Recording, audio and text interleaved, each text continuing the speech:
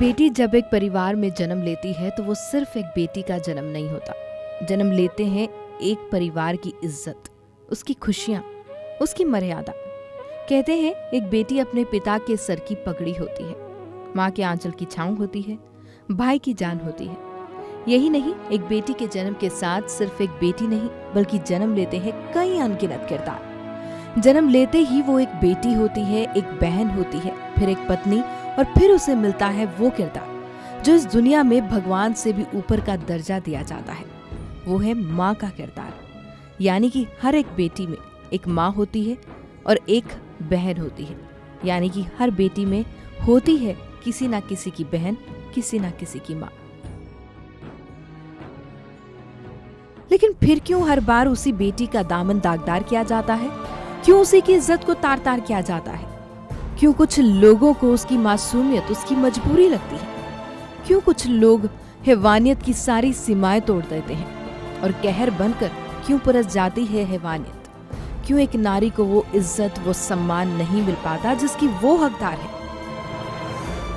ये कुछ ऐसे सवाल हैं जो हर एक लड़की 10 बार सोचती है जब वो अकेली घर से बाहर निकलती है, या फिर तब जब डर के मारे उसके माँ बाप उसे घर से निकलने नहीं देते। क्या उसे अपनी जिंदगी अपनी तरह से जीने का कोई हक नहीं? घर की दहलीज, असुरक्षित समाज, क्यों? आखिर क्यों? ऐसे ही कई सवालों को आज से 3 साल पहले पीछे छोड़कर दम तोड़ दिया था एक उम्मीद ने। एक उम्मीद कि शायद अब इस देश की नुमाइंदे जाग जाएंगे, कि शायद अब इस देश की बेटी को इंसाफ मिल सकेगा। और वो उम्मीद थी निर्भया। जी हाँ, हम बात कर रहे हैं 2012 में हुए उस शर्मनाक हादसे की जिसने देश और दुनिया के दिलों को दहला दिया था। 16 दिसंबर 2012।